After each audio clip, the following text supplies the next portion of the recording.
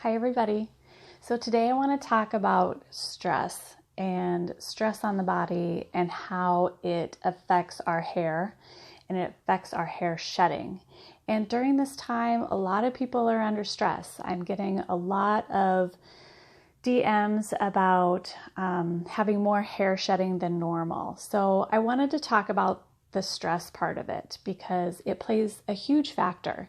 So if you have gone to the doctor and you've had your thyroid checked and your iron and your vitamin D and everything looks good, but you feel like you're under stress and that could be the cause of it, then we need to try to think of some things to actually help you with your stress level. Because what happens is when we are under stress, the body creates cortisol, which actually kind of attacks the body and attacks our skin. So what it does is it takes away, it constricts the blood flow to the scalp, and it wants that blood flow to go to our brain and our muscles because it's trying to help out your body, right?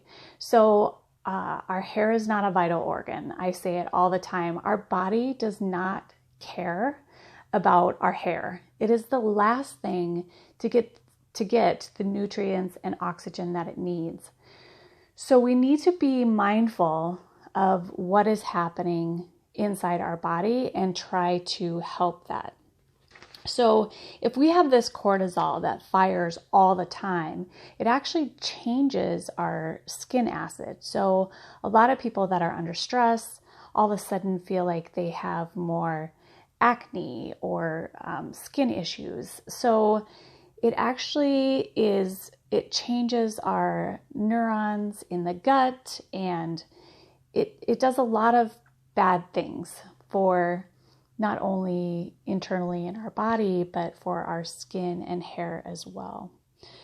So it could, since it is constricting the blood flow to the skin, it could make our hairs go into that shedding phase because it doesn't know what's going on. Our hair follicles are not getting the nutrients and oxygen that it needs for some reason. It's going other places. And so the hair is kind of like, oh, well, maybe it's time for me to shed now because I'm not getting those nutrients and oxygen. So we need to make sure that we are doing everything that we can for the stress level. Now, if you are having other symptoms like headaches, muscle aches, you're not sleeping well, you're craving sugar. I don't know about you, but during quarantine, all I want to eat is pasta salad, Texas toast with a lot of butter and pizza. That's just what I want. It's super nice outside today and I'm not craving fresh fruit or salad. I can go for 4 pieces of Texas toast right now. So anyways, so if we are craving those things, our body is wanting those comfort foods, right? So we need to make sure that we're eating correctly, we're still drinking our water, but we also need to make sure that we're keeping those stress levels down. Now there are some vitamins that you can take. Rhodiola is a plant-based that actually helps with stress and cortisol. Of course, always talk to your doctor before adding a vitamin or a supplement. But licorice root, pumpkin seeds, even apple cider vinegar, they say could kind of help to reduce that cortisol in your body. Now, there are other things that we can do too. And so what I want you to do right now is actually take a deep breath and relax your shoulders. So you probably didn't even know you were keeping your shoulders up, right? So being mindful throughout the day that you need to relax your shoulders. You need to take deep breaths. Breathing actually tells your body to relax. It releases the tension in the body, and it's great to do this in the morning right when you wake up and at night, but just even throughout the day, being mindful of if you feel like you are kind of holding your body up, and we carry a lot of stress in our upper body. So just being mindful of that. Being grateful is also a good one.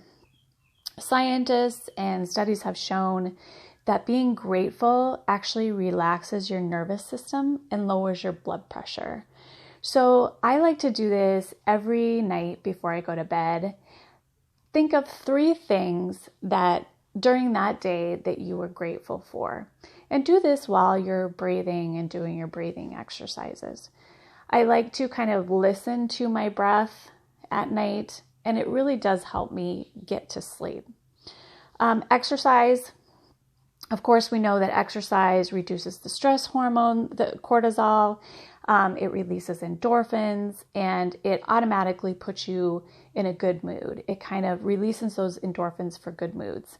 Just go for a walk or stretching. There are some amazing yoga instructors who have meditation yoga, and just getting outside, taking off your shoes and putting them in the grass. There's something about connecting with the earth too that is super relaxing.